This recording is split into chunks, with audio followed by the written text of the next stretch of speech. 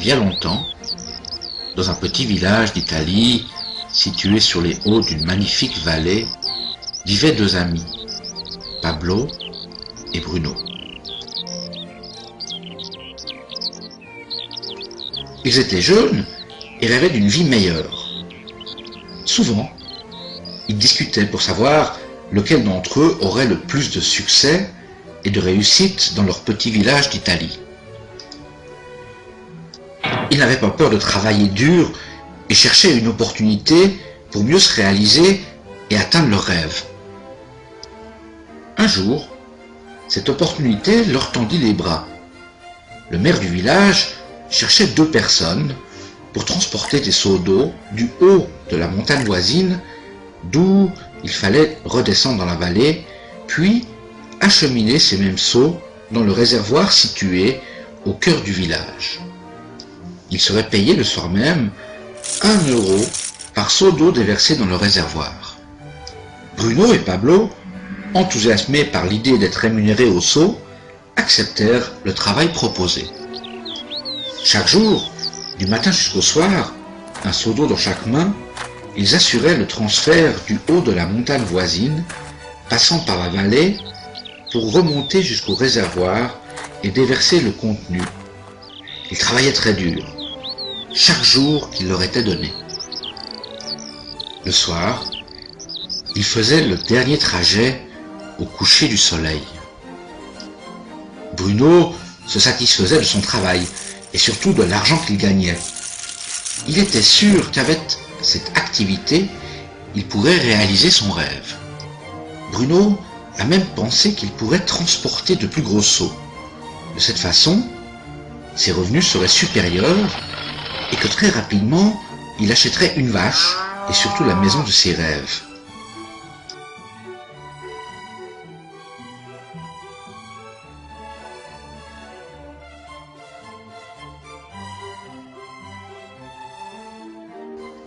Mais Pablo n'était pas satisfait. À la fin de chaque jour, exténué par le dur labeur de son travail, il pensait à une méthode plus simple qui lui permettrait de gagner sa vie. Un jour, lui vint une idée. Il imagina construire un pipeline qui permettrait à l'eau de s'écouler sans effort du haut de la montagne voisine jusqu'au cœur du village pour finalement se déverser dans le réservoir.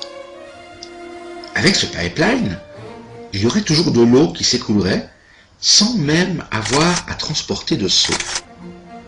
Il trouva une nouvelle motivation et se mit à réaliser les plans. Pablo, bien sûr, partagea son idée avec son ami Bruno et lui demanda de se joindre à lui pour démarrer la construction du pipeline. Mais Bruno lui fit savoir que son idée était folle. Il lui dit que son travail actuel était sûr, payé quotidiennement, et qu'il suffit d'avoir de plus gros seaux pour gagner plus rapidement de l'argent. En plus, déjà, maintenant, il peut utiliser ses revenus. Bien sûr, Bruno s'exécuta.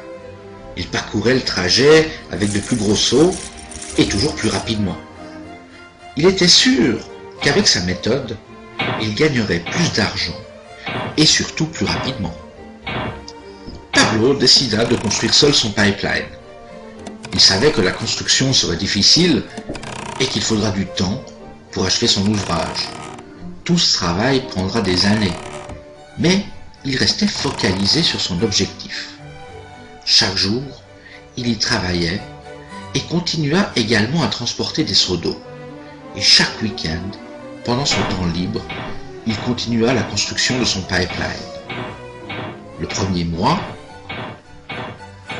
on voyait à peine son avancée.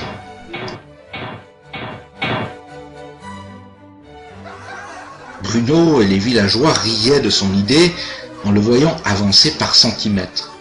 Ils l'appelèrent Pablo, l'homme du pipeline. Durant ce temps, Bruno doubla ses revenus. Il avait déjà acheté une vache et une plus grande maison. Son style de vie changea. Il passait du temps au bar après son travail, profitant de ses revenus élevés, offrant des verres aux villageois pour partager de bons moments.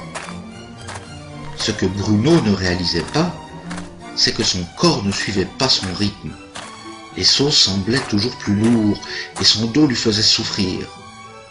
Mais il fallait continuer à travailler chaque jour.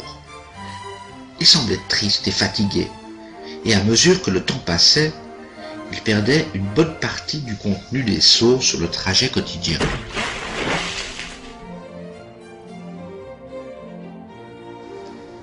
Mois après mois, Pablo travaillait à son pipeline. On voyait l'avancement et au bout de 2 ans d'efforts, Pablo termina son pipeline. Il peut maintenant l'utiliser pour laisser l'eau s'écouler du haut de la montagne voisine jusqu'à dans le réservoir au cœur du village. Pablo gagnait maintenant plus d'argent qu'il ne pouvait s'imaginer dans ses propres rêves. L'eau continuait de couler sans arrêt jusqu'au village sans même que Pablo n'ait à travailler. Il profitait de se reposer, d'aller au bar et de se prélasser à l'ombre de magnifiques arbres. Pablo était heureux et le secret de sa réussite se trouvait dans la persévérance et le dur travail de construction. Maintenant, ses revenus augmentaient au même rythme que l'eau coulait à l'extrémité de son pipeline. L'histoire de Pablo et Bruno est un reflet de notre vie quotidienne. Transporter des seaux représente ce que font la majorité des gens pour acquérir de l'argent. Bruno utilisait son temps et ses capacités à transporter des seaux en échange d'argent. Plus il gagnait de l'argent, plus il le dépensait et avait besoin de seaux plus gros pour couvrir ses dépenses. Nous croyons toujours que pour gagner plus, il faut travailler plus dur. Par exemple, faire des heures supplémentaires ou augmenter le volume de travail pour obtenir une position cadre.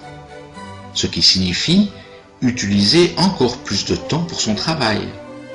La plupart des individus échangent leur temps contre de l'argent, comme Bruno. Nous savons que chacun a à disposition 24 heures par jour et qu'il n'est pas possible d'utiliser la totalité de son temps au travail. Les temps difficiles sont lorsque nous n'avons plus la santé suffisante pour notre tâche et lorsque l'âge ne permet plus la même activité. Dès cet instant, nos revenus s'estompent dramatiquement. La méthode de Pablo fut différente. Il n'a pas échangé tout son temps contre de l'argent. Il a utilisé une partie de celui-ci à construire un pipeline. Il savait que ce pipeline lui procurerait des revenus aussi longtemps que l'eau coulera. Il savait qu'en effectuant une tâche unique, chaque jour un petit peu, ceci lui procurait des revenus pour la vie, qu'il soit âgé ou même malade. Il savait également que pour réaliser ses ambitions, il devait travailler dur un certain temps et persévérer jusqu'au bon fonctionnement. Pablo savait qu'il ne faut pas toujours travailler que pour de l'argent et un revenu immédiat, et que pour un effort identique, vous pouvez transporter des seaux ou construire un pipeline. Cette petite animation est tirée du roman de Burke Hedges, La parabole du pipeline. Comment quiconque peut construire son pipeline de revenus résiduels dans la nouvelle économie. Et vous maintenant? Quelle solution allez-vous choisir? Celle de Pablo ou celle de Bruno?